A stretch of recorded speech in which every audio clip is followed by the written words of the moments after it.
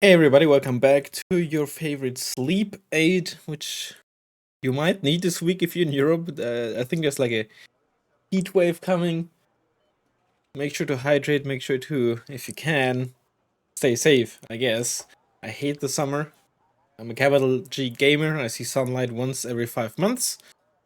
But it doesn't protect me from the heat, unfortunately. I think I'm gonna have like 37 degrees or something on Wednesday. Gonna be awful. Either way, enough current events, I guess. Yeah, Sleep 8. We're gonna take a look at Blue Dragons. Last time we had Red Dragons for our deep dive. So Blue Dragons it is. Now, I should mention, I'm not really, I would say, a Blue Dragons expert. I actually quite like the deck. It just doesn't quite click with me. I'm fine with it, I'm decent with it. But I think I'm not somebody who can extract the best out of it. There's a few reasons. One reason is sometimes the best thing or strongest thing that you can do is be a bit cheesy with the Ninja and the Peace Pheasant boost, the gem planes, which is a playset that I'm not good at. But even besides that, it lacks a few, I would say, unit categories here and there, or types of units in certain roles, specifically tanks, for example, which I like to rely on, but I don't have it, so I can't rely on them, right? But yeah, they have some really strong units. Otherwise, I think on paper, I always think they look really strong, and in practice, they're fine. They're by no means bad. I think it's actually like balance-wise and then flavor-wise, I think it's one of the best coalitions out there. It feels unique enough. It doesn't feel particularly oppressive or crazy strong, unbalanced, but it also doesn't feel like helpless or anything. Either way, let's take a look at the stuff here, huh? Logistics, I don't think there's anything particularly special with the exception of this little thing here. Especially before the Israel DLC and when Cluster MLRS especially was a bit more popular, was a neat little thing. 2 armor all round on a 4 base, in Blue Dragons is 5 per card. CV is really nice, right? Unlike the M577, like which a lot of other NATO nations have, that only has 2 front and 2 side armor, but 1 rear and 1 top. So no matter where it gets hit, it always gets HE damage reduction, right? Essentially, you need to do 25 HE damage to kill it from full HP. And again, even against clusters, which admittedly he says aren't that common for CV snipes, nice to have. Like, it's a pretty sturdy-ish CV with a good availability and price. And even like speed is fine, right? Obviously it's tracked, so it doesn't have the best road speed, but 7k mage off-road is nice. And even amphibious. And a little browning is always nice to have. There's also a tank CV for a lower price. 5 front and 3 side. I think on average this will be tankier against high explosive artillery. Simply because most of the time you get it at front, side, or rear. And rear is 25% of the area, so to speak, assuming, you know, the circle is right on that thing of the artillery. But the 5 front and 3 side are gonna help a lot of even further mitigating the damage. If even lower, but you have lower availability, 4 per card. You're slower though, and of course worse against clusters. The gun is whatever, but you still have a Browning. I mean, you can just do something like this. But since infantry CVs are 4 per card, I've also just sometimes just run that before. Infantry CVs are still, on average, like the best CV in my mind, at least. Yes, there are situations where you rather have something else, but when it comes to versatility, infantry CVs are pretty much always wide survivable. Be it because of damage reduction in force or especially towns, or because of their stealth. And immune to clusters, which is not a huge shield, but sometimes can be nice. The rest of the CVs, we get the Humvee, but without MG, but we are 6 base, or in this case 7 per card with 10 HP, which is good. This is just a basic APC. Nanayon is also a possibility, has extra front armor and actually better mobility, which is odd because in my mind the Nanayons always just pretty sluggish. UH1 supply trucks are all like one of the bigger weaknesses, honestly. I dislike the small supply trucks. They have the advantage, of course, that for the same price of a bigger one, like this one, for the price of a Hemd, supplies 4 times as fast as a Hemd, right? But it also carries a lot less fuel. I think the 40-point supply trucks carry 2,400. Here you carry 500, right? Which is essentially 1/6 less. Quite a big deal. They also have less HP and are slower, and often I think also take a better off-road speed penalty. I prefer 20 or 30-point supply trucks, and if I don't have those available, I'm always like, it's not that great. 15 is workable. I would always suggest to not use the 10-point ones, honestly, if you can. Maybe unless you, for some reason, want to run 2 cards, and maybe for versatility, you can run like a 15 or 10-pointer. But at this point, it's not really a huge deal. Infantry. You have some interesting stuff in here. Chumat, of course, is quite a star, and let me tell you, or show you why. It's because the missile is quite fast. Let's compare this to Milan, for example. Make sure to take a Milan infantry squad. Badim, badum, badum. Look at the speed difference. Significantly faster from the get-go, and a good chunk faster max speed as well. Not quite as fast as a Spike, if I could type properly. Oh yeah, Dorban, sorry. Which has even faster maximum speed, but and a bit more range when it comes to the LR. But quite fast, quite neat. Very good availability. Basic transports, can even get them in Hachiki or Shiki in mech or something. And if in unspec, when you run presumably only 1 card, I personally always like the HMV, but 5 points more for the WAPC, perfectly fine too. But definitely a must-have in my mind. It's one of the best ADGM squads in the game. Arguably, you could say it's the best if you take something like availability and transport options and all that into account, right? The Doorbands and the Doorban is 2 cards, I think. Is it 2 cards? Well, the Finnish Spike is only 1 card, for example. You can't get multiple cards of that, which is it's also only 6 space per card availability. So while the Spike is faster and has more accuracy, the Chumat has availability and price on its side, right? So all those things taken into account, Chumat could be considered to be one of the best ADGMs due to its versatility and availability and all that. Gongbop Jung, not to be confused with Gongbop Young, which I think also exists. Are they on the North Korean side?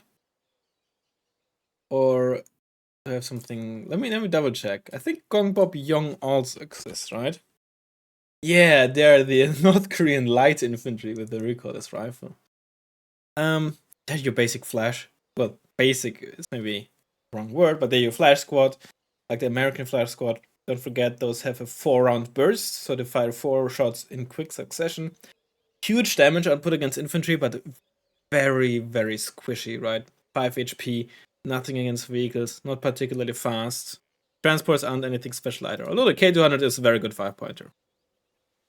Abyung base, they're now among the, since Italy patch, quite plentiful 15-man squads that are decently efficient against infantry. But I think out of all of them, the Abyung might be the worst, because they have a very basic MG in form of the M60.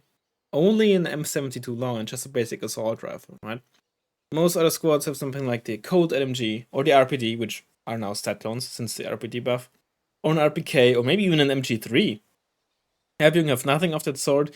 They're, yeah, not great. Excuse me. They could. I mean, I'm not suggesting they should, right? But they might actually. You could maybe even make them 15 points, but it might be an exaggeration. I'm not saying it's a good idea, but I think even at 15 points, they might not be used very much. But I don't know. Maybe I'm a bit naive in that regard. But yeah, Abyung 90 on the other hand, very, very good, very, very good. One of the better, or one of the best, even 50-man squads, I'd say. They're not quite there with the Falski Mega 90 that have the Erics, right? But other than that, they have the K3 LMG, which is literally a mini-me stat clone which is the best MG you could have. An assault rifle with folding stock, giving you slightly better stabilizer, and I think CQC capabilities, mostly irrelevant, but otherwise assault rifle sets, and a Panzerfaust 3, which is one of the best anti-tank weapons you could have on a rifle squad. Again, it's not Eric's level or Vampire level or arguably Apilas level. You know, sometimes the extra 1 AP and extra 20% accuracy definitely make up for losing 10 RPM. So I wouldn't always consider something like an Apilas an upgrade. It also depends on what the rest of your deck looks like, of course. But it's very, very strong. Very good squad. You should always run these if you have like at least one card. Sometimes maybe even two, honestly. They're solid against infantry, very good against vehicles in Panzerfaust 3 range. And of course, very sturdy with 15 HP. Their biggest, let's say, weakness, which is maybe an exaggeration, but weakness is the transports are just very basic. Not horrible, but just basic, right? 1 armor on both of them, both the 5 and 10 pointer. Helicopter is useless. Don't run them in helicopter, please, if you can. Unfortunately, there are no transport with 2 armor or more, no IFV option or something like that. They do their job, the basic transports, but at least you have, you know, even if they're not great transports, at least they're not like horrible, right? Like a Buffalo or, you know, horrible off-road speed or what have you, right? But the squad itself is fantastic. Kudo-Ren, which are actually the counterpart of Gong Bobyong, unlike the Gong Bobyong. Shock squad with recoil rifle, light infantry. They're fine. They're solid. They're good defensively. Compared to the Gong Bobyong that North Korea has, you have a bit more range on these things, which helps a lot, even if it's quote-unquote only 175 meters. Helps quite a bit.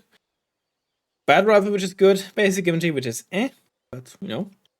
They're also only 20 points, but the main star really is just the recoilless rifle and the fact that if you're defensively in a town, your opponent can't just walk up with infantry, because while their rifle and MG aren't outstanding, you're still shocked, so you're good enough to just kill if infantry tries to walk up through the open at you while you're defensively in a town. Fantastic against Moto and other light decks that just have lots of, or like rely on light vehicles on the ground. Sometimes hard to fit in because there's quite a few of these types of, I don't want to call them niche, but non-main role type of squads. What do I mean with that? ATGM is kind of like a main role. You always, almost always, at least if you have access to them, want ATGM squad. You always want meat shields. You always want your shock squads in form of your hammer when it comes to hammer and anvil tactics, so to speak, right? Where the squad that actually deals damage and has like high impact individual squads, so to speak, which are Chumat, or not Chumat, sorry, Happy 90, meat shield being reservists or 10-point line infantry, right? That's, for example, in this case, 3 cards of the 5 infantry cards. And then you have stuff like this, right? Which have a role, like a certain role, again, like I said, defending towns, especially against like low to maybe medium sized attacks or something like that. But that's not a role that you desperately need in a deck, right? Which again doesn't mean they're useless or you use them rarely, and they have other uses as well, of course, right? It's not like they're useless when you mix them in with your other shock squad or something like that. But I feel like Blue Dragons has one of the highest amounts of like these types of units available, it feels like. Yeah. And they also have the WAPC, which is a solid transport. Grenade launchers are always very strong, but they're always a bit. They're so much stronger when they're on. I mean, obviously, like a lot of weapons they're stronger when they're on a unit that can survive a lot, right? But grenade launcher spam is usually a lot weaker than autocannon spam. But an individual grenade, like one single grenade launcher, does so much more usually than one single autocannon attached to something or somewhere. And Merkava 2A. Merkava 2A with a grenade launcher, a lot more impactful, I'd argue, than a Merkava 2A with an autocannon. But then, autocannon spam IFV, a lot stronger than grenade launcher spam IFV, right? Yeah, which is why I think this is a lot less impactful than if it had an autocannon, which is good. But I don't think you desperately need this WAPC, but I'd still recommend it because when you're paying 30 points at least anyway, I have extra points for added survivability for one, and a weapon and some weaponry is really nice.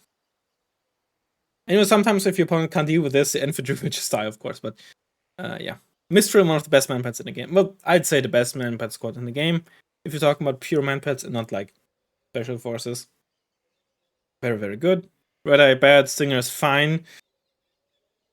If you want specifically a manpad that has better stealth than a Mistral, because it has to be said they have only good stealth and not very good, which while I'd always say the Mistral makes up for that, if for some reason you want that or you want high availability, Stingray is fine. Like, it's still a very good man, like a solid man, but the Stingray, right? Because Mistral is just so good. And later on, the Type 90 squad that Japan has is also very, very good. Yeah.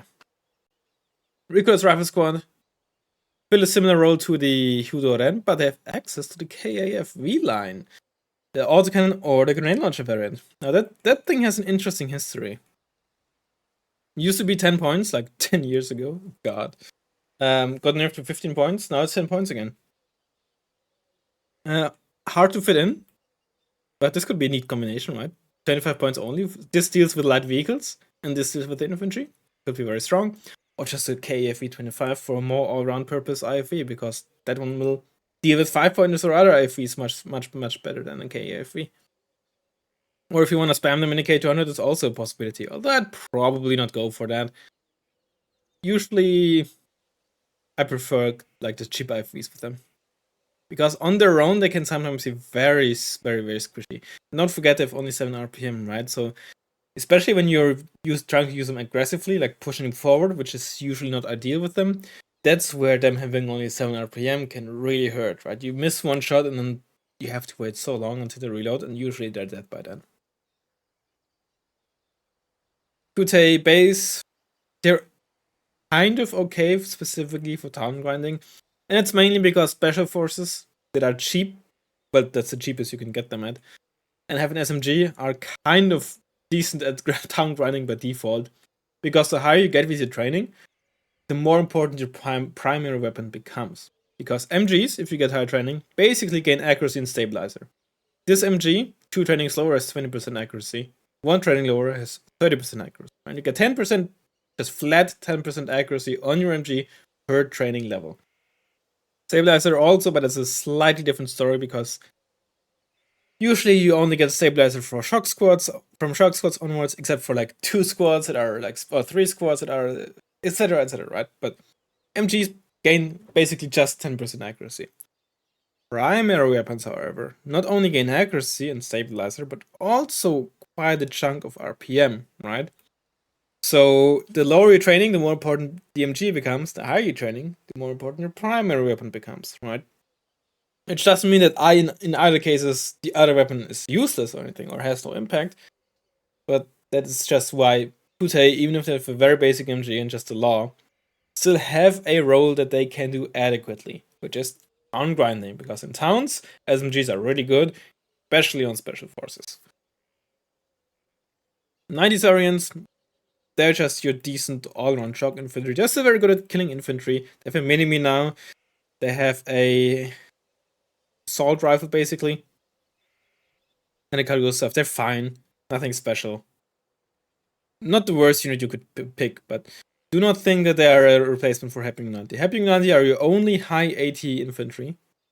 So they're basically a must-have if you have them available. Which is also why basically all the spec decks that Blue Dragons has struggled. None of them are like, not all of them are like horrible, right? Both Mech and Moto, they're playable, they're fine, they're decent, but they're really lacking something, and that is the Panzerfaust 3 squad.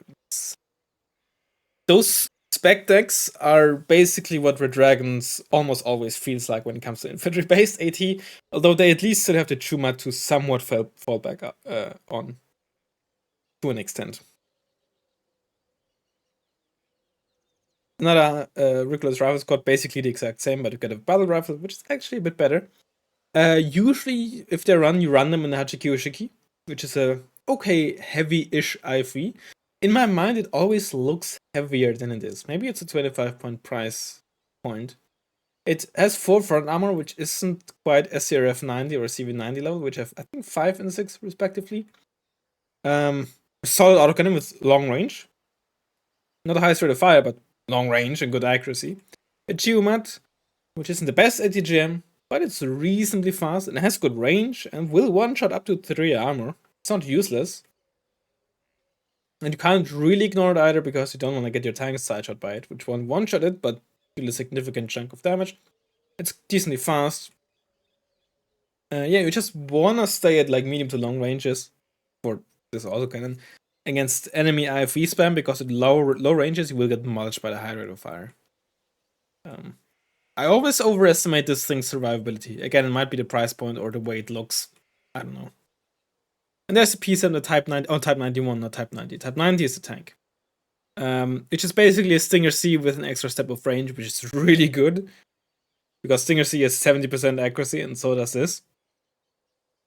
If this wasn't a thing, if the Mistrals weren't a thing, the PSM, I'd say, are the best manpad. You could argue still that the PSM are better, 10% extra accuracy is a lot. But an extra step of range also does a lot of heavy lifting, right? That should not be underestimated. Yeah, it's obviously up to you. Both are very, very good and amazing. PSM has the advantage to get some IV options and APC, heavy APC options with the WAPC and the HQ Shiki. Su in the 85 variant, solid line infantry, they're basically riflemen. And they're basically riflemen with an A4 long. On some transports, lower availability. Well, at least the ones that would give you full availability, like the K200 or the KFVs, which the base ones don't have access to. Amazing spam infantry because they get a very good 5-pointer. 2 front, 2 side is good. Browning is great. The secondary MG is very good. Just keep in mind that this is stat, and pretty sure. Oh yeah, it's that thing. I don't know why it's stat, but I think it also is only. It might only be able to shoot forward. I don't remember. But another MG is always good. Fast, amphibious, one of the best 5-pointers in the game. Stinger, again, but these also have the Hachiku Shiki available. The other line infantry, you basically never use them. The base ones, the squad itself is fine, but they only have mediocre transports. Just, 1 armor, and in this case, no armor. 90s variant are particularly great because 5 points for Carl Gustav is not very good. And they have the HQ Shiki, which is nice now, but if you run this, you usually run this with other squads. UDT Seals are basically worse versions of the Kutei 90. Similar weaponry, but the Kutei 90 get a slightly worse primary. The carbine is essentially an assault rifle with slightly higher rate of fire, but it's not a huge deal. But a significantly worse MG. And both have the Carl Gustav. And the Seals don't have great transports. They have the UH-60, the Black Hawk, if you want like a fast dropping helicopter, which is an option. But in that case, you should go for the Recon Special Forces. And then we have Yebi. Oh god. Yebi Gun. Arguably the best reservists. Because they have the K200 at full availability. Really good spam infantry. Both this and Sochong-su, perfectly good for spamming, depending on what you want. Support. A pretty interesting support tab. By that I mean I don't quite like it. It's lacking something, but I'm not sure what. 105 SP is basically like the ANZAC M108 or the Yugoslav Priest. It's a 5 HE howitzer. Again, howitzers with the same HE have a bigger splash than mortars with 5 HE, right? Which is good. This is a good artillery piece. Cheap, has this amount of ammo, but you probably still want to run a farm with it. High availability, so you can really spam them out and just keep something continuously shelled. I think people always underestimate these low HE artillery pieces, howitzer specifically. 155 SP. Interesting little step between. It's basically an base M109 with extended range, which is really neat because a base M109 struggles with this range on some maps. Makes this also actually a solid, like cheap, spammable howitzer. 203 SP, you're basically M110A2, which is good. Fine. 75 MSSR, not the greatest MLRS in the game. Let me show you. MSR. It fires pretty slowly at 0.6. It has a pretty long reload time with almost 3 minutes. And the shells aren't the best either. It's not particularly great. I'm gonna skip ahead to the Koryong just to compare, which still isn't great, but I'd argue is better. There's 12 more rounds. It's basically just scaled up, right? But the 12 more rounds really help actually to be a lot more consistent. It actually also it's a bit more supply. Why does it need more supply per shot? Why is this 20? Maybe it's a rounding thing, but yeah, both aren't particularly great. I think they got both buffed with South Africa. Maybe it was just they got cheaper. I remember after the South Africa patch using a Koryong for a bit. I don't remember why. Either way, they're both not particularly great. They're not useless or like unusable, but like they're not Lars level, right? Or Lars 2 level, which I'd say is on the lower end of good. Right? They're usable, but that's the best I can say. 3G motor and 4G motors, none of their motors are particularly special. If you want to use a 3G motor, use a Japanese one because it carries more rounds. But just standardized motors here, no special motors. This is basically like an M1, like a higher tier M110. M109. More accurate, but like no 10-second aim time specialty. It's pretty standard. Kenya and Thunder, on the other hand, is, especially with this Italy patch, very, very good. Arguably the best howitzer after the beacon, at least. I think nothing will ever dethrone the beacon. At least when it comes to 10-second aim time artillery pieces, and even then, I think the beacon gonna always be the best howitzer. Arguably the best artillery piece in the game. At least when it comes to dealing damage, because of how versatile it is. It now has a salvo length of 6, up from 3, which is a huge buff because it used to have a salvo length of 3, like the AS90, but the AS90 at least had a much lower short reload of 3 seconds. So the AS90 fired its short burst really fast, and then had a 30-second salvo reload. Thunder now has 6 shots instead of 3 with 5 seconds in between, which is not the longest, but long enough, with a pretty good shot reload when it comes to 6 rounds. And Thunder also has pretty good armor, so it's hard to counter battery. Has it in 10 seconds aim time. Really long maximum range, which actually does give you a tiny bit of range scaling. For the longest time, I always thought howitzers don't have range scaling. But somebody actually not too long ago proved the opposite of me to me, that there actually is range scaling. It's not a lot, but it exists. So it's worth pointing out. And on, what's it called? Oh, the volcano map. It's not smoke in the water, is it? Where you can actually, it might be one of the few artillery pieces that can actually shoot from one edge to the other, or from one corner to the other. It's a very good artillery piece. You can even run it without a fob, especially because it has a lot of ammo, but also just because it's hard to counter battery, as it has so much armor.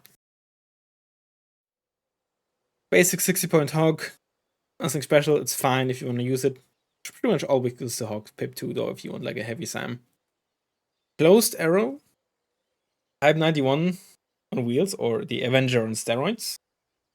It's good, it's great, but it has the same issues, or like to an extent the same issue as the Avenger, where you gotta be careful using it around rocket pod helicopters. You gotta fire one missile, and by the time the second you're gonna fire the second one, you're dead because the rocket pods kills you.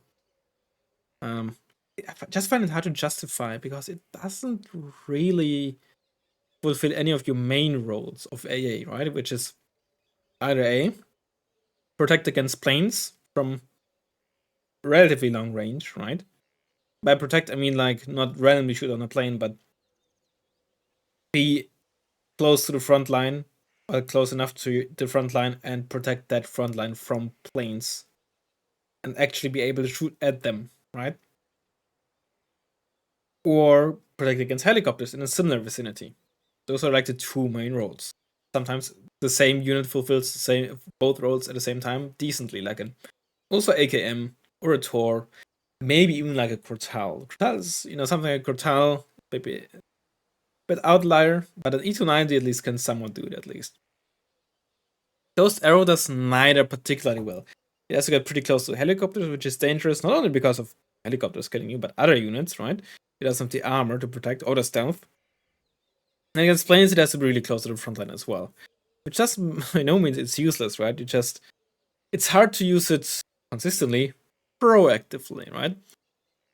Total, protecting your stuff from helicopters, is pretty consistent in the sense that unless you're really horrible with your positioning, or just very, very unlucky sometimes, admittedly, you can almost always position your Kotal in, from ground units, a safe place, while still protecting your ground units from helicopters. Same with Hawks against planes. The Kinsam will not be able to do that consistently, just because of its much, much lower range. And as such, it doesn't really fulfill a role, because it can't do that role, like an important role, because it can't do that consistently. What it can do, though, besides, in some situations, actually fulfill the roles, but that's hard to guess, is sneak around, be close to the air spawn or something, or where planes might circle, and just with its 8 missiles of 70% accuracy, just shoot down planes left and right. If it gets in range, it will just murder planes, but problem is always just getting into range safely and consistently, right? But when it works, it will just murder planes. It's fun, but I just can never fit it in. I'm sorry. This is my little darling piece, right? I love spamming cheap howitzers, and this is like 60 points for 9 HE. And as always, right? The radius, every additional HE gives you much, much bigger area of effect with your shells. So these have huge areas of effects. You get 7 of them per card. Yes, they have a really low rate of fire, but they're also pretty cheap, and spamming them is just so satisfying. I love them. I never really get great effect out of them compared to something like a Thunder, maybe even like a basic M110 or M110A2, which are just very accurate and even bigger HE. But they're just so fun to use. They always get like a fun bonus from it, right? They're never basically the best slot. Realistically, they're basically just solid or decent. But they're just so fun.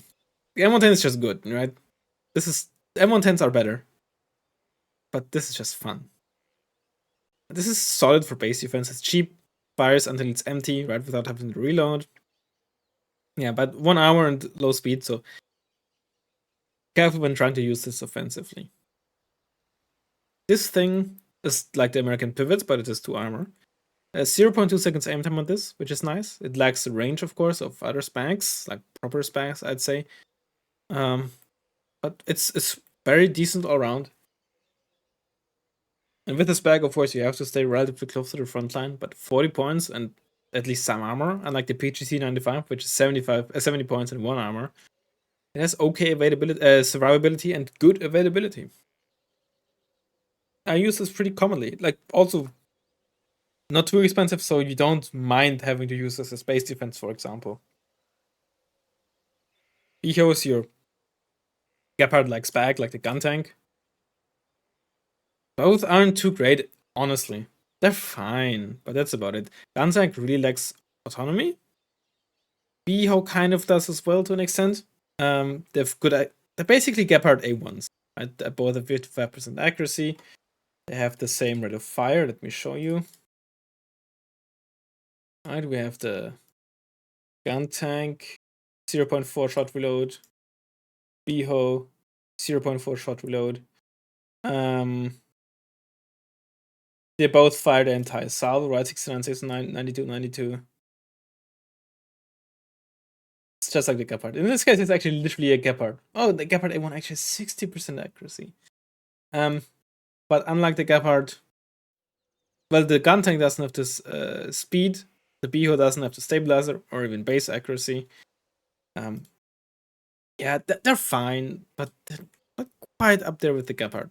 Especially the gun tank. Gun tank is much worse just because 300 kilometers autonomy is not great for like a main role type of unit. Another Eyehawk and then the Hawk Pip 2, which is basically an Eyehawk with a bit more accuracy, which is nice. And a good chunk more range versus helicopter. Not quite Hawk Pip 3, which has even more accuracy with 60% and 3,500 meters range. Also more versus planes. But it's solid. And the short arrow, which is probably both the best and most frustrating anti-air unit in this deck. It is a Crotal that is fire and forget, but also has 10% less accuracy and 1 less AG, but it's not a huge deal. But also carries 8 rounds, right? But it literally feels, it's just I mean, it is, every unit is hit and miss, but it just is and feels so inconsistent. But on the other hand, it's also so good, actually. I don't know, it's just frustrating. Sometimes. It's a very good piece of anti-air, but also just a frustrating piece of anti-air. I don't know how to describe it. If you use it, you know. If you've ever used it, you know what I mean. Sometimes it just kills everything inside. Other times it just does literally nothing. But it's also the only for one non-radar, but also mobile, like long-range anti-helicopter unit, right? Which is why it's so important. And even if it's annoying sometimes, it's still very good. Tonks. K1, one of the best medium tanks in the game. Great armor, great mobility, solid gun, 2 MGs, one of which being a 50 cal. It's unlike the Leopard 2A1, or obviously like the M84A as well, but it does not punch up particularly well, especially into like even heavier areas. Doesn't mention amazingly at punching down, and like it's just fine against contemporary tanks, I guess, in the same price range. Just very good all-around medium tank. It's not much else to say. Not much else more you could want, really. K1A1 is it's the only tank in this price range. One of 2 tanks that are more expensive than the K1, right? K1A1, you gain 1 hour. It's kind of the exact opposite. K1 is very tanky and not the most damagey tank for its price. K1A1 is kind of the opposite. 18 armor for 140 points is pretty bad. The gun is good. I'm not sure if there's anything with more AP at this price range. I mean, there's a Finnish Pave with 23 AP at like 120 points, but it also is only 13 armor or something. 14, I don't remember. But it's glass. It leans towards the glass cannony side, and at this price range,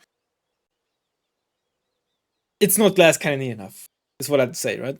If you want to go glass cannony at this price range, just fully lean into it or don't lean into it at all. Is what I'd argue, because it is pretty easy to kill for its price, and does not enough damage quickly enough to justify how squishy it is for its price, right? For 140 points, you also get the OBR-89, which has 20 armor, but also 20 AP. But usually, how these tanks work is, from a certain price point, you'll basically always try to be in cover, or at least safe. If you're out in the open, then it's probably because you know your opponent's not going to get line of sight on you for some reason, for one reason or another. Because then anti-jam planes and such are going to be your nightmare. The other thing is, tank fights either happen at really long or pretty close ranges. But especially 1v1s and quote-unquote normal games, and outside of areas like the open side of Paddy Field or the center part of Bloody Ridge, tank fights usually are like peekaboo, right? You shoot, you go back into cover. Which means that RPM or something don't matter as much anymore, and the individual shots matter a lot. Now, on the one hand, the K1A1 can deal a lot of damage with its individual shots, but it also takes a lot of damage. And the other thing is that basic ADGMs will suddenly be a much bigger threat than they would be to other tanks in this price range. OBR-89 takes 1.5 damage from a Conquerors. The K1A1 takes 3.5? I think 3.5 damage. Or 3? I don't remember. Either way, it's just very squishy for its price.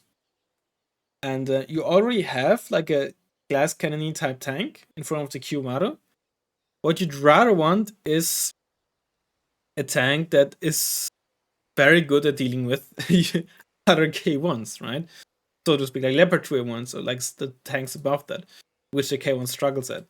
And the K1A1 is not the answer to that because it actually really struggles or easily gets punched up upon. It wants to be the punch upper, but it gets punched up upon, I guess is the best way I can describe this tank. It just, to me, it always disappoints. Dies quickly, but doesn't deal enough damage fast enough. Q-Maru, a small Leopard 2, I guess. Only carries 3 crew members, I think, because it has an autoloader. It's kind of like a Leclerc, it also has 12 RPM. Instead of 22 AP, it has 23, but instead of 21 armor, it has 20. So it deals even more damage, but also dies even faster. Although it does have 9 side armor, whereas the Leclerc is 7. It is pretty fast as well, but it also only has 350 kilometers autonomy. And that is actually its biggest weakness. Like, yes, it is for its price rather easy to kill, but it obviously deals a lot of damage really fast. But its biggest weakness is the autonomy, and the autonomy will also obviously get you killed, and that is the most annoying part about this tank. It's really fun to use when it's not running out of fuel. I think it's the best way to describe this. Kind of a must-have. Usually, this is what tank types look like. Sometimes people use the K1A1. It's not like a useless tank or anything, right? But usually people run something like this in their tank type, maybe like a Nanion of some sort as well. And in one of the ones, maybe you see something like this, set up like one up, one down with it. Both the Q-Maru and the K1 are basically must-haves when you have them available. K1 because it's just good. Q-Maru, it's also very good. Sometimes you'd rather have like a Challenger 2, Leopard 2A5 or something. Sometimes you'd rather want the armor than the RPM, but still, it's a very strong tank. And 20 armor still is a lot, even if it's not a lot for 170 points. Just like 18 armor is still a lot, but not for 140 points. But Q-Maru at least properly leans into like glass cannon role, right? It actually has like a proper actual cannon, whereas this is just a gun. M41A1, one of the best fire support tanks in the game. 2 armor, good, well, horrible autonomy but good speed. 50 cal, 8 RPM, not the best HE or range, but it makes up for good speed and the 50 cal. Not really needed because usually you have a lot of other fire support options in this deck. You have good transports, you have good 5-pointers. K1 is quite solid as fire support. But if you want one in a tank type, that's the option. You usually go for the M36 in the vehicle type though. And for the Ains, both of these are just not very good. Again, in a price range that just doesn't have a role. This can be fun, I suppose, but in practice, very hard to make work. Like, full range 17 AP for 45 points is very strong. This thing has more AP than a K1. And this thing costs more than twice as much, right? Let that sink in.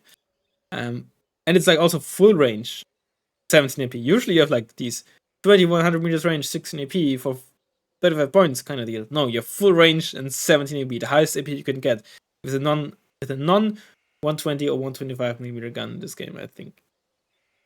Which is very strong. Also you're also quite slow, have no optics, and are pretty squishy. In practice, I could just never make this work. I didn't try this a lot because the Nani and Shikis are actually better at this role of like glass cannony, like kind of bullying in 4 stacks. But if you want to try it, I guess it's an option. But the Nani and Shikis just exist. Speaking of, they're very interesting. If you've listened to me before talking about them, you know what's gonna go on here. Because the 10 RPM you see, you might think are like your Leopard 1. 10 RPM, 6-second reload time. That's 10 RPM, right? 60 to 6. 60 divided by 6 is 10. However, that's just your average reload time, right? Over a minute. technically it could be you fire 10 rounds in 5 seconds and then have to reload for 55 seconds, right? Would also be 10 RPM. However, for the opportunity time, look at this.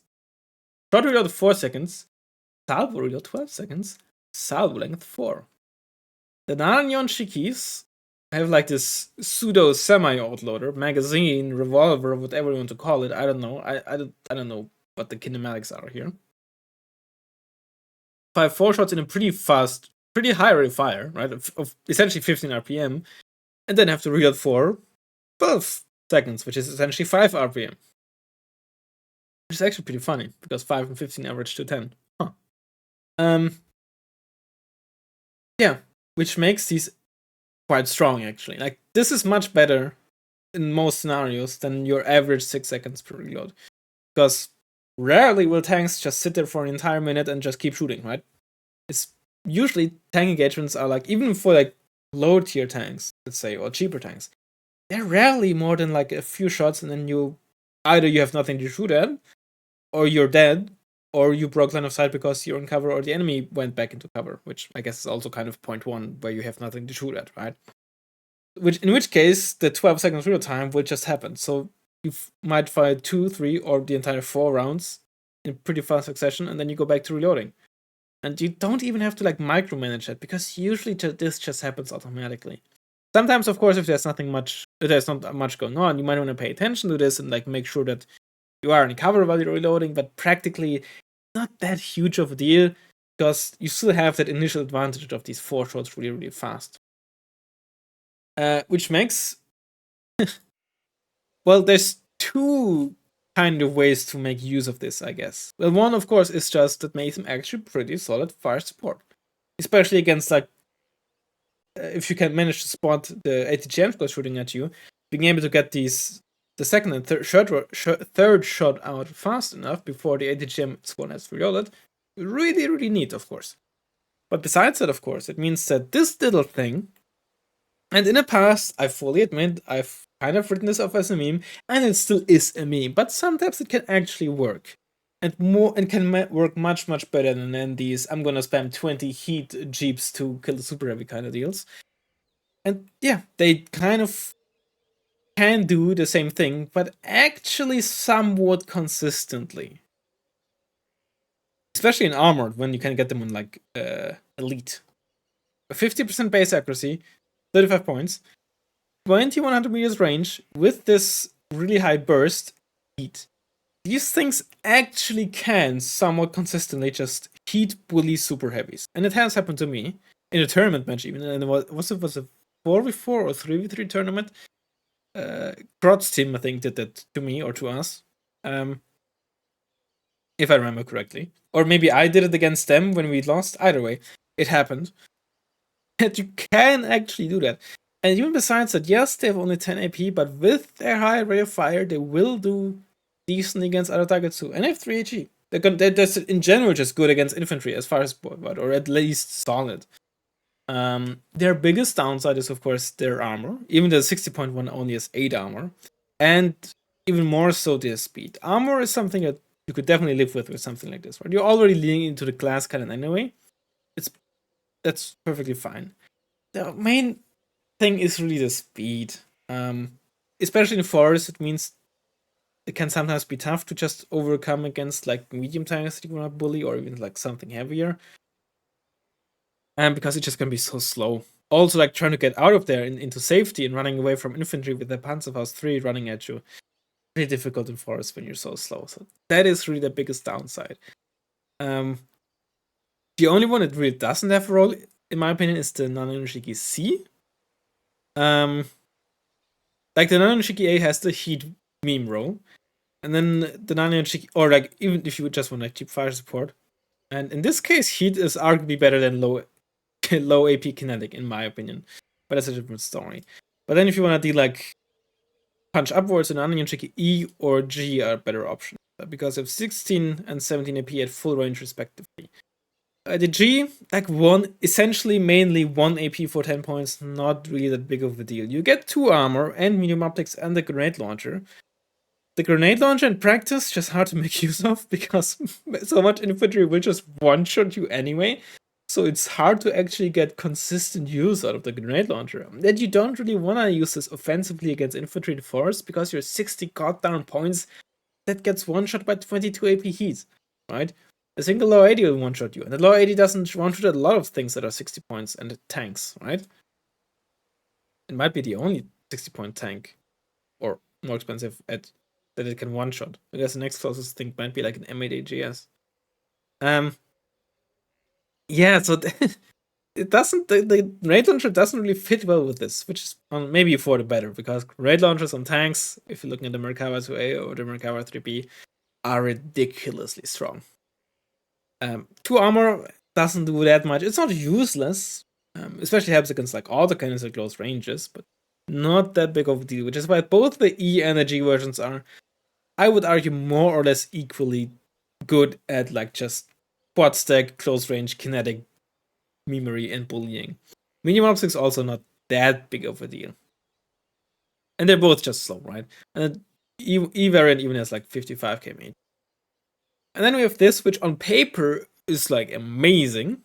Right? It's a charioteer type of armor for 15 points with the 50 cal, 3 HE, 8 RPM. But here's a problem. It has both low autonomy and low speed, right? As always, autonomy is a timer, actually. It's seconds. How many seconds it can drive.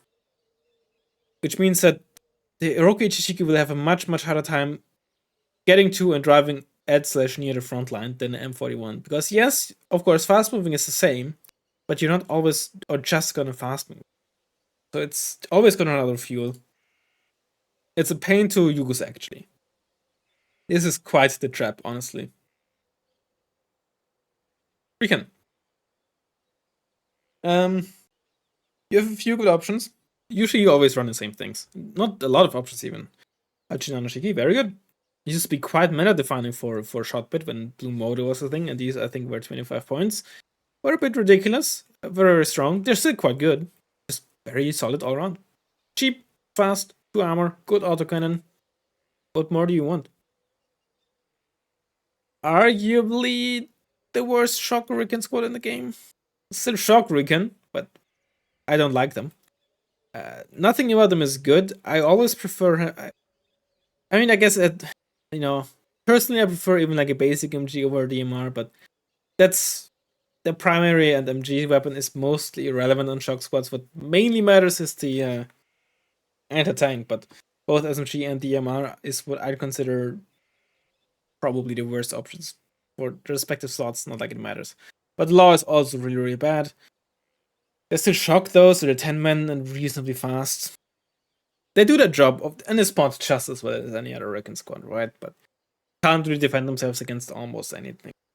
So they're just gonna sit there and spot and either die or spot and not kill anything.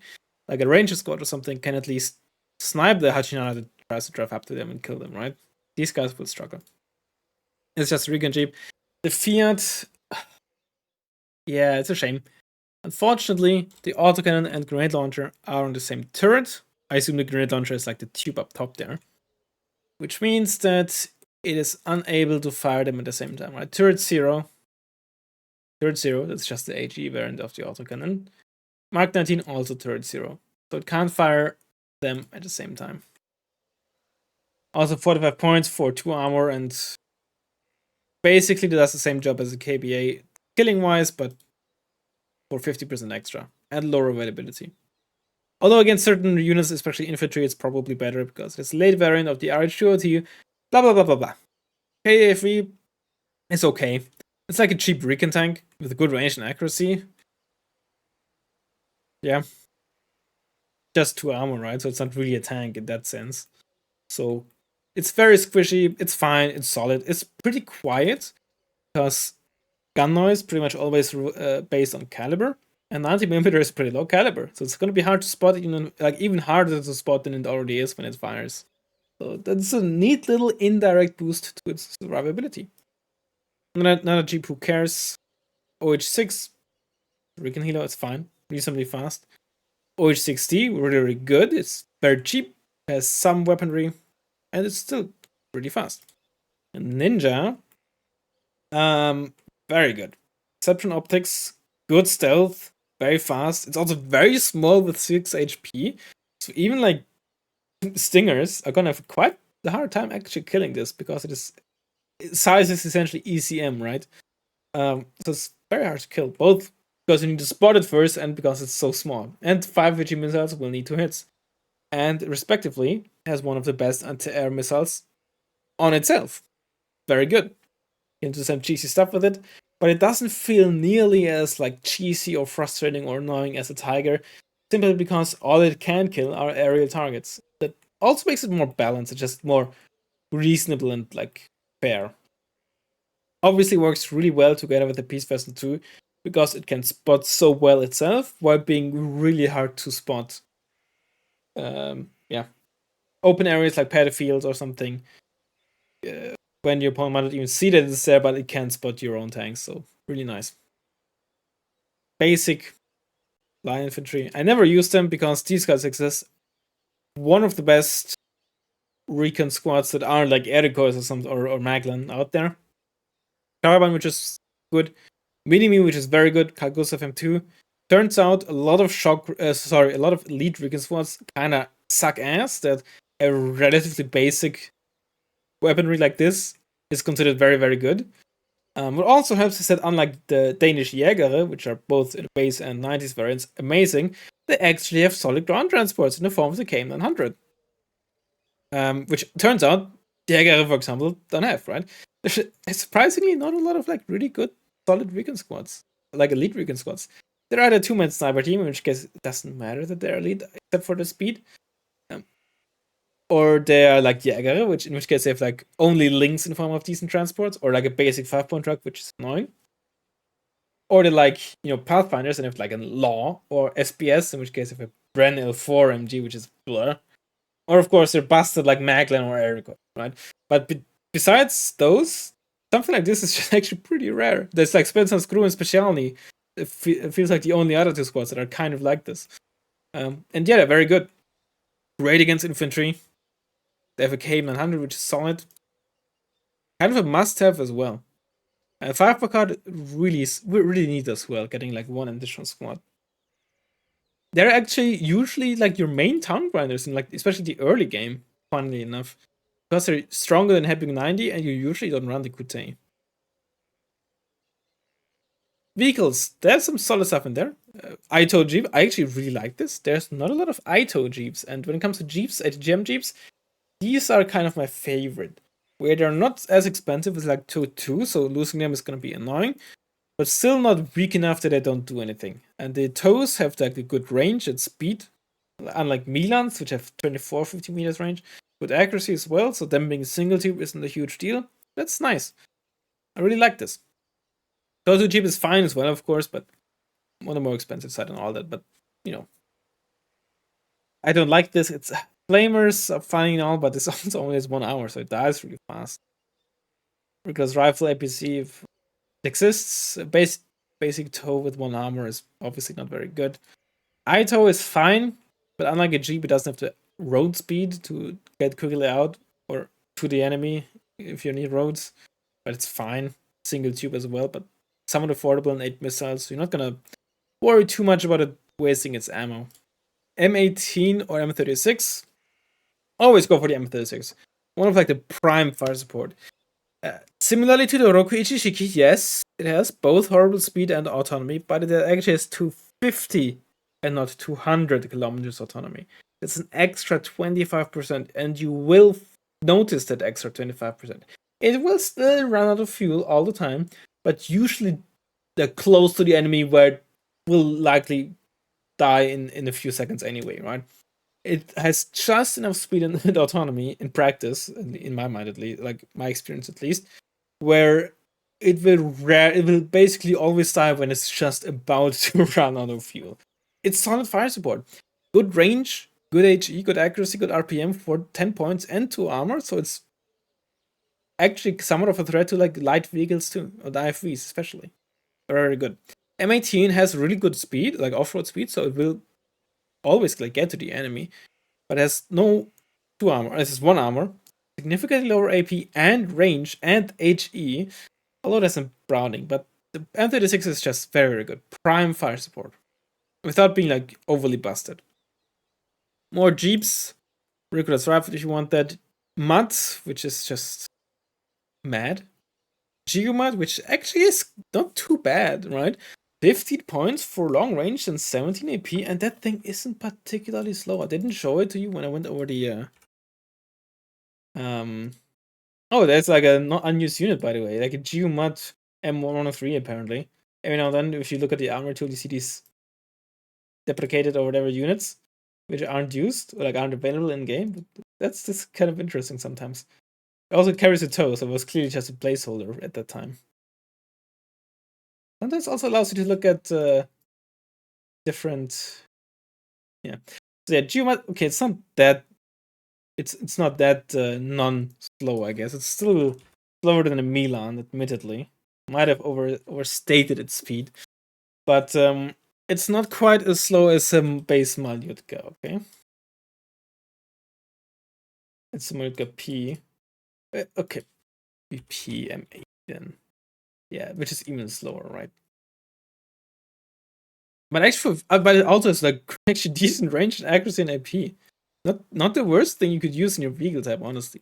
And the Chumad shares the same thing as Infantry type Chumad, of course, right? Really fast, consistent. Renzo is baby's first on-toss. And fires like it's two rounds really fast, right? Shot reload 1 second and sub like 2, so bam bam and then 10-second reload. It's fun and all, but also not best autonomy. And unlike the M36, it only has 1 armor. Does have quite the range, but also 3 HE, right? Burst is really like if you get a 4 stick of them, right? Pretty frequently they will just kill whatever infantry squad they're shooting at in their entire burst, or maybe just half their burst. And by the time they're shooting at the next target, they might have already reloaded their entire salvo, right? It's fun, similar to the Ontos, but obviously just a cheap knockoff, right? I think it's even the same Reconnaissance rifle, the M41. And this little thing, I've went over this when I was in the support tab for Denmark in the Scandi deck, where it has one specific role where it's really good at, and that's being spammed in like deep forests to protect your stuff against helicopters, because there's so many targets and they actually do so much. They have actually such a high rate of fire, they will just mulch helicopters. And because they're in forests, they will never be able to use the max range anyway, because maximum range there is like a few hundred meters against helicopter. Speaking of, not the best helicopter tab. I'd argue this. Like on the one hand, the H1J is actually quite good. Very versatile, affordable, fast. Rocket pods to have good burst against 1 or 2 infantry squads. Autocannons, so it can still do something afterwards, and somewhat deal with light armored vehicles. Although, if you fly over like a PTR9 in the forest, you will die. Because of only 6 HP. And the autocannon isn't quite that good. It needs a bit of time to actually kill stuff. You could argue that it's only better than the Red Dragon's helicopter tab. What I mean is, I'd argue that the Scandi helo tab might be better. Where basically there's only 2 good heals with the 2 Fennecs, but the 2 Fennecs are so good. I would say that they might be considered better than the H1s. Then again, at least you have good rocket helicopters available, which is still really, really nice. And the H1T with like a TOW 2 variant, right? H1S are just I2 variants.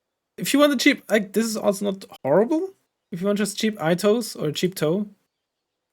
Wow. But usually you just run these 2. And most of the time you don't really call out the H1T. It's pretty squishy for its price as well. Like a single Cortal will just kill your Cobra, right? And AirTab. This meme, of course. It's just bad display, right? I hope it doesn't need to be said. Really low payload. 2 clusters is actually not that bad. But for 70 points, no ECM at 600 kilometers an hour. No, just don't use this plane, please. Unless you want to just meme around, right? If you want to meme around, it's one of the best memes. Like memes in terms of, haha, look how bad it is. Not memes in terms of this, like, this meme strategy for this. don't use this. Saber, which is okay, rocket per plane. Keep in mind, Browning, it will not be able to shoot at anything with 2 armor or more. So this thing will actually refuse to shoot an Su-25T. As soon as a target has 2 armor anywhere, you won't be able to target it with this gun, right? Even if it's showing its rear to you. That's just how the game works. F1 is a kind of okay laser guided bomb plane. It's really fast. Has okay ACM. It has a really high turn radius though, so it's gonna fly rather deep into the enemy AA because if it's like it needs so long to turn. 12 HE. It's not gonna one-shot anything, not even 2 armor from full HP, by the way. It's fine. You should probably down with this because an individual one is not crazy impactful at killing. It will stun, like especially on veteran when it actually has the accuracy. It will definitely stun anything really that it hits because that's just how laser guided bombs are. But also having only 2 and the individual ones aren't that impactful. If you run them, I'd rather you spam them than use them like to upvote it personally. Ryu is just a halo hunter. On the one hand, since the F-104s got buffed to 1000 kmh, at first I felt like, oh, they're much worse than halo hunting. In practice, I didn't actually quite find this. Sometimes, yes, you'd still prefer lower speed, but they're actually not that much worse. And obviously, they're gonna really struggle with planes. F-15J, that or the KF-16C are gonna be your main ASFs. KF-16C is just gonna be inconsistent because having no short range missiles means that it's gonna get like 3 AIM-120s off in a head-on flight and then use its gun. Having no second set of missiles really often means that you're not gonna kill the target unless you're like flying after it, right? It's you're just trying to get away from you or something, so you get more than 3 missiles off. Which means that individually a KF-16C is not gonna do that much. On the other hand, what it does is really well support your AA, so your anti-air net, right? Being fun forget means that you get more missiles out than semi-active, and if you have like 1 or 2 AA units also shooting at the enemy planes, the KF-16C is going to be amazing for more consistently finishing them off, right? It's much worse in like a pure ASF versus ASF fight than the F-15J in my mind, or in my opinion, but really, really good at like supporting existing anti-air units. Yeah, which basically really decently describes these 2 units, right? They're both perfectly fine to use. This, of course, also gives you the additional utility of potentially shooting in the helicopters. I wonder if, like, in like team games or something where you can card availability becomes card value becomes more important. Running 4 of these on whether this actually a strategy, right? Because I get 4 instead of 3. It's like these things are always like not so great. They're kind of quote unquote really high tier helo hunters, but having only 1 set of missiles, this is just so much worse. You're much better off just running like 2 of these for 20 points extra than 1 of these. That's now like an okay bomber. It used to be busted when it was like 4 per card in Blue Dragons and 90 points. Then it got quickly nerfed back to 100 points and 2 per card. Pretty high payload, but also very squishy. It flies low and has no ECM. Your main anti-tank hunter, or anti-tank hunter. Your main tank killer. Yeah, it has 4 missiles. It's very glass cannon. Well, yeah, glass cannon, yeah, I guess. And suicidal very often. If you right click on a tank, it will shoot its first volley and then dive down to shoot the second one. And the second volley is almost always guaranteed to hit because of range scaling. But by that point, you're so deep into the enemy AA, and it also so low to the ground that any AA will just shoot at you and likely kill you. So sometimes you kind of have to run 2 of them, which isn't that hard to do because with the seat you have an additional ASF, so something like this is often your air tap here. Also because HE bombers in the stack are horrible, that often they're not run. F4AJ is like a acceptable. It's not the worst medium range, I guess, like medium range price range wise. ASF, but it's not very great. This is just sad. I remember, I think both during South Africa and Italy, DLC, looking for ways to make this just good. It looks so cool, but apparently it couldn't, or wasn't, or didn't, or whatever, carry any better aim 7s. So unfortunately, that was out of question. Apparently, changing or giving it better bombs was also out of the question. There was just no way to really make this better without making it like, oh, it's 80 points and 3 on elite or something like that, right? Which is a shame.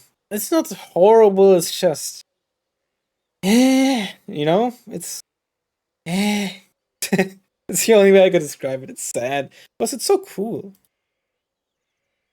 If this was 1000 kmh, I think it was actually kind of okay. But once again, look at this napalm plane. Low payload, horrible plane, no ECM, not the fastest, If you want an F-104 with 750 kmh, there you have it. Just run the KF-5E. It's fine for regular hunter.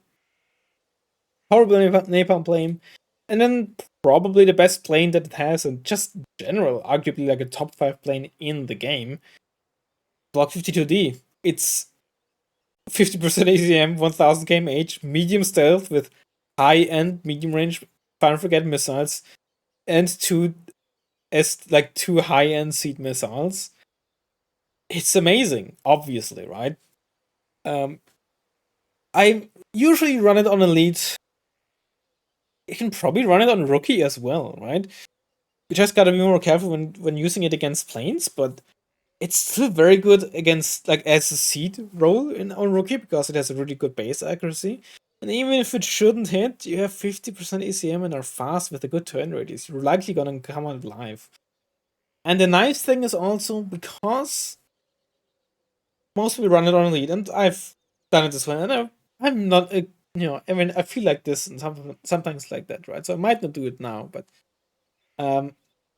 most people run it on elite for a good reason, right? Because it also means it's very deadly against other planes, right? So people are very hesitant to try to kill the seed plane with the ASF, because it's usually if you get the seed in range in time, easiest or most consistent way to kill seed, unless you're playing like Yugoslavia or Eurocore and all you have is Crotals and Savos on the ground, we'll just shoot them down either way. Or you don't care about seed because all you do is use non-radar AA. But usually it's the best way to kill seed. However, Block 52D will more likely kill you before you kill it.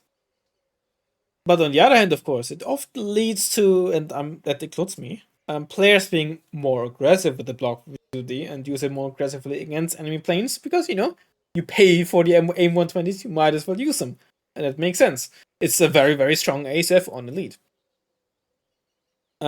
Which also means it's just out a lot more often, and also at risk a lot more often. So if it gets killed, it's a huge blow. And because it is out more often, it actually, I would argue, gets killed more often than many other high-tier seed planes. So the loss feels a lot more impactful and is arguably a lot more impactful. So running 2 on rookie might be a way to counter that in a sense. It's obviously going to be much worse against enemy planes, but still not useless by any means. So, that's something to consider. And especially if you want to protect your squishy Peace Vest and 2s, having your seed available can be very, very important. Either way, that's going to be it. Hope you enjoyed it. Hope you slept well or are sleeping well. Nighty night. And I'll hopefully see you in the next one. Bye bye.